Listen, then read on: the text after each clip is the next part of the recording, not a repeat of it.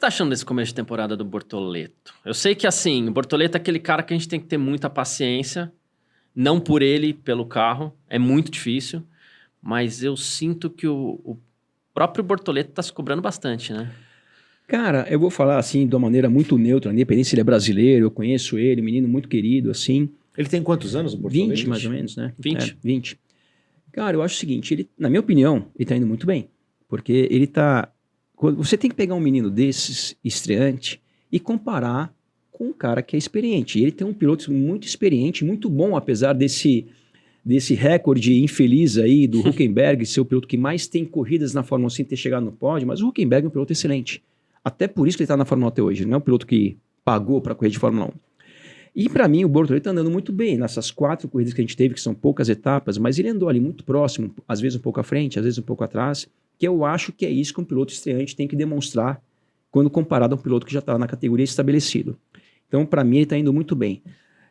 A única coisa que eu acho que, não é que ele não está fazendo, mas ele fez nesse final de semana passado no Bahrein, ele deu declarações de uma maneira, na minha visão, muito fortes em relação a Sauber e o carro que ele pilota. Ele foi muito crítico, mas de uma maneira muito, na minha visão, pesada, dizendo que é inaceitável, o carro está assim, o assado, não sei o quê. E eu acho que isso não é por maldade, é por uma frustração que ele está sentindo. Imagina um piloto que nos últimos 2 anos ganhou 2 campeonatos, agora está lá e chega na última colocação. Mas tem que começar de baixo, Mas, cara, não tem jeito. Mas como é que fica o clima no box depois que os mecânicos veem uma entrevista dessa? É isso que eu ia falar. Não é bom. Não é bom. No box da equipe dele e também na orelha das outras equipes. Porque no final das contas, isso acontece, isso faz parte e, cara, tem que saber lidar com isso. Tem que guardar. Não é que o que ele falou está errado, mas tem coisas que você não precisa falar. Você não pode expor, na minha opinião, a sua equipe, o seu time, a empresa que te contratou, da maneira negativa. Então dá para falar as mesmas coisas que ele falou da maneira mais branda, entendeu? E, de novo, eu tenho certeza que ele não fez isso por mal. É um menino, no bom sentido da expressão, mas eu acho que hoje a única coisa que eu acho que ele tem que melhorar um pouquinho, muito baseado nessa última corrida, é justamente isso. É saber lidar um pouco melhor com essa frustração, principalmente quando você está lá dando entrevista para um planeta ouvir. Tirando isso, eu acho que ele está indo muito bem. Fiquei com a impressão, dando entrevista até pro Fanhani esse final de semana, É lá no Bahrein, dessa entrevista que você tá falando, que ele falou inaceitável, e no final ele fala assim, porque a gente quer entregar o resultado que vocês, torcedores, merecem. Ele falou alguma coisa, não exatamente nessas palavras. Isso, também, uma coisa assim. Ele falou alguma coisa de torcida. Tem impressão que o Bortoleto tá naquela história de o que será que estão pensando de mim lá no Brasil? Só que do lado de cá, mas acho que é inevitável, Band, né? a gente lá no F1 Mania, todo mundo tá passando aquele pano, e não porque precisa passar pano, é porque a gente tá educando a torcida de alguma forma e mostrando que esse ano não dá. A Audi resolve assumir a Sauber no final de 2023, em 2024 ela já larga o carro, já larga o investimento da equipe. Esse ano não tem investimento da equipe e a gente vem exatamente tratando dessa forma. É o pior carro e não tem investimento. Investimento é ano que vem. E a Sauber e a Audi põem o Bortoleto lá antes desse tempo para que ele ganhe essa rodagem mesmo. Só que talvez o próprio Bortoleto esteja com dificuldade de aceitar isso e com receio do que estão pensando dele aqui. E aí vem a declaração forte, né? O motivo, seja ele qual for, eu acho que a única coisa que precisa se controlar um pouquinho mais, e isso Media faz training. parte. E, a gente pega aqui um caso atual, o George Russell, por exemplo, ele ficou 3 anos na Williams. E nesses 3 anos, teve o primeiro ano dele que ele largou todas as corridas na penúltima colocação. E o companheiro dele na última colocação, que era o Kubica naquela época. E isso, cara, então o cara amassou esse barro aí 3 anos e saiu de lá para Mercedes, que é uma das maiores da categoria. Então, realmente, isso não é prazeroso, isso realmente é frustrante, mas, cara, faz parte. Tem que saber lidar nesses momentos difíceis. Se você consegue lidar bem nesses momentos difíceis, aí você tem um efeito contrário, tipo assim, as equipes, aqui você está, e as outras falam assim, com essa porcaria desse carro, essa pessoa não tá aí metendo pau em ninguém. Tá lá, tá frustrado, quer melhorar e tal, mas tá tendo, então... Isso foi uma coisa pontual, não tô condenando de jeito nenhum a postura dele desse final de semana, mas é uma coisa que eu acho que se eu fosse ali uma pessoa mais próxima, assim, puta, Gabriel, entendo e concordo com você, Mas, cara, toma um pouquinho de cuidado, porque isso aí não pega bem. Bortoleto, assiste esse corte aqui que você vai longe, ouve a voz da experiência. O Vitor cara- lá na Filmania né? até falou um negócio legal. As declarações dele pra gente que trabalha com informação, as declarações dele pra gente são ótimas, porque vira lá- notícia, mas pra pra ele não vai ser mas legal. pra dentro é complicado, né? Você disse que conheceu o Senna, né? Onde você tava no momento do acidente dele? Tava vendo a corrida? Cara, não, o momento do acidente dele, eu tava num campeonato sul-americano de kart com a equipe de kart que eu tinha, que foi em 94. E quem tava lá, pessoas que vocês conhecem, Felipe Jafone tava correndo, eu não tava correndo, eu já não corria mais de kart, eu corria de forma Chevrolet aqui, mas tinha minha equipe de kart. O Burt corria e outros pilotos também. Então, cara, a gente não tava assistindo a corrida porque a gente tava no kartódromo, mas pelo fato da gente estar no kartódromo, você imagina você estar numa comunidade do kart, do automobilismo, no berço, onde o Senna correu, onde tinham pessoas trabalhando, que trabalharam com o Senna na época do kart dele. Então, cara, foi um negócio assim que... O fato da gente estar nessa competição foi um negócio assim mais impactante ainda. Mas você tava na pista na hora do Não. acidente? Não. Eu tava com a minha equipe, eu não estava correndo nesse campeonato. Eu já não corria mais de kart em 94.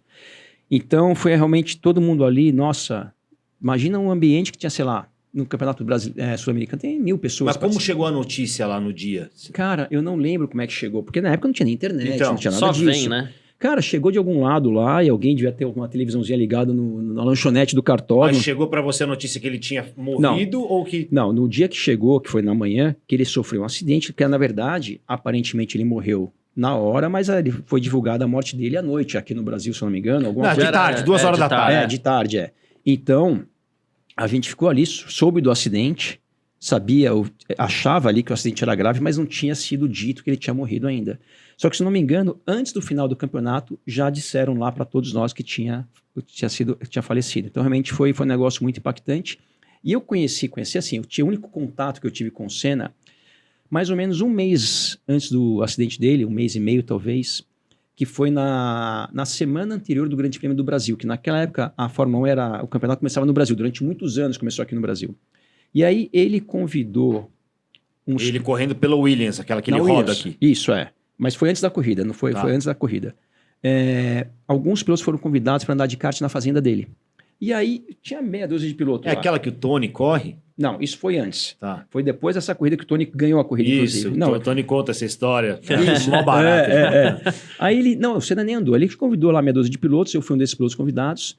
Aí eu tô lá, cara, tinha a molecada do carro, esses pilotos andando, eu nunca tinha nada na pista, andando, tal. Uma hora eu paro no box ali, quando eu paro o Senna já apareceu no box. Quando eu cheguei ele não tava lá.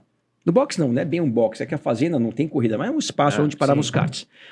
Aí eu tava andando, quando eu parei ali, tava o Senna com a Galisteu na época. Aí ele pegou, cara, veio, se apresentou e tal. Aí ele chegou assim pra mim, ele falou assim, Max, você pode puxar o meu sobrinho? O puxar no kart é o seguinte, é O você Bruno. andar na frente pra alguém te seguindo ali, pegar os caminhos e tal, não sei o quê. Eu falei, pô... Ele vai seguir o teu traçado É. ali, né? E aí eu olhei assim, era o Bruno, que eu, na verdade eu não conhecia, ele tinha 10 anos nessa época. Aí eu peguei, fui devagarzinho, o Bruno na época com cadete, um kartzinho pra criança pequena assim e tal. Eu fui lá, dei 3, 4, 5 voltas com o Bruno, parei, ele veio, agradeceu, o Senna agradeceu e tal. E aí o que aconteceu? Foi a única vez, aí teve a Corrida do Brasil, 1, 2 meses depois teve o acidente de Imola. Isso foi em 94. 10 anos depois, em 2004, que eu morava na Austrália, eu vim de férias pro Brasil aqui, aí eu fui ver uns amigos no cartódromo de Interlagos, os mecânicos, pessoas que eu tenho amizade até hoje lá. Aí eu tava no cartódromo ali no box de Interlagos, aí tem um piloto, um ex-piloto de kart, que até foi campeão mundial de kart, que é o Rubinho Carrapatoso, que é amigo meu. Eu vi o Rubinho ali, cumprimentei, tinha um cara do lado do Rubinho. Eu cumprimentei o Rubinho e me apresentei para esse cara. Aí esse cara pegou na minha mão, aí ele falou assim, você não lembra de mim? Eu olhei assim, eu falei, cara, não. Eu falei, tipo, desculpa, não. Ele falou assim, cara, eu sou o Bruno, sobrinho do Ayrton. Aí eu comecei, tipo, eu não me liguei que Bruno e que Ayrton que o cara falou, né? Porque ninguém chamava muito o Senna de Ayrton, né? Eu falava de Senna, Ayrton, Senna, Ayrton só. Cara, demorou uns 5 segundos para me ligar quem era. Aí eu falei, cara... Mas assim, eu tinha visto o Bruno com 10 anos, ele já tinha 20, já tava barbado, então, porra, E outra, vi o Bruno uma vez, não é que eu não reconheci. E aí peguei, dei um abraço nele e tal, foi muito legal ter reencontrado ele, mas o Senna mesmo, o único contato que eu tive foi nesse dia na fazenda dele. O que você acha do acidente dele? Cara, pra mim... O Garcia fica bravo com os vídeos que eu mandei pra Ele é alucinado nesse tema. Pra mim, Alfinete, eu acho o seguinte, cara, não tem muito como aquilo acontecer sem ter tido um problema no carro, na minha opinião. Tem que ter tido alguma coisa no carro que falam muito da coluna de direção, mas isso, cara, talvez seja o maior mistério da história da Fórmula 1, porque falam, muitas pessoas falam a mesma coisa, mas até hoje também, aparentemente, ninguém nunca bateu o martelo e mostrou. Mas assim, para mim, aconteceu um problema no carro para ter tido aquele tipo de acidente. Não tem muito com um piloto numa parte ali que não é uma curva difícil, não é nada. O cara faz assim no volante com o olho fechado e olhando para trás, não tem muito o que acontecer. Então, para mim, foi um problema no carro dele, que eu acredito que tenha sido um sistema de direção, quebrou a coluna, alguma coisa assim, porque o carro vai reto. Tem pessoas que falam que pode ter quebrado a suspensão e se quebra a suspensão e o fundo do carro, imagina o seguinte, a suspensão quebra, qualquer carro de corrida ou de rua, o que vai acontecer? O carro vai bater no chão, o fundo do carro vai bater no chão. E isso também, você não tem mais controle de você virar o carro se o carro está arrastando no chão. Mas para mim alguma coisa aconteceu, porque de novo, não tem muito como aquilo acontecer sem uma falha, uma quebra no carro. A telemetria mostra que ele conseguiu desacelerar o carro de 300 e alguma coisa para 200. Ele conseguiu diminuir, acho que em 100 km por hora, mais ou menos, ali, ó, em um curto espaço ali, antes do... Isso demonstra que ele tomou as atitudes que ele tem. Ele Sentiu, freia, né? ele vai Isso reduzindo. mostra que ele não foi ele que apagou nem Não, nada. essa teoria dele ter apagado, cara. Não, isso aí mostra que ele tentou frear. Mas teve um inquérito, né? Uhum. Teve um inquérito. Você falou até do Patrick, né? Que ele ficou... acho que ele era um dos responsáveis, né? Pelo carro. Sim, o Patrick e o próprio Adrian Newey também. Eles eram... Acho que eles chegaram a ser condenados, mas prescreveu, né? A informação a última que eu tive foi essa. E eu não sou muito entendedor desse assunto, mas eu vi esses dias, há pouco tempo atrás, que esse assunto agora foi arquivado de novo, isso, 30 anos depois. Então, assim, eu não sei, Alfinete, o passo a passo da parte jurídica que aconteceu. Eu sei que foi um negócio muito pesado. Parece que esse carro estava preso até esses tempos também, seja lá onde for. Incineraram o carro, né? Não sei, mas acho que o carro, de fato, estava até esses dias sob o controle da polícia ainda lá da Itália. Mas eu não sou muito bem... Pouco tempo atrás, vamos dizer assim. Mas é uma coisa, cara, que assim, muito triste, obviamente. Cara, culpar o cara que fez o carro, não culpar alguém, cara, é um negócio... Mas você acha certo ninguém ter tido culpa de nada? Ou é normal isso? É o correto no automobilismo? É a praxe? Ou alguém teria que ter sido incriminado? Cara, não só no caso do Ayrton, mas às vezes de algum outro acidente. É muito... Porque quando é morte é mais chocante, né? Tanto ele quanto o Ratzenberger foram problemas mecânicos, provavelmente nos dois carros, né? O Ratzenberger perdeu a asa. Perdeu a asa, sai do carro, e aí fica meio que por isso mesmo, cara, né? Você sai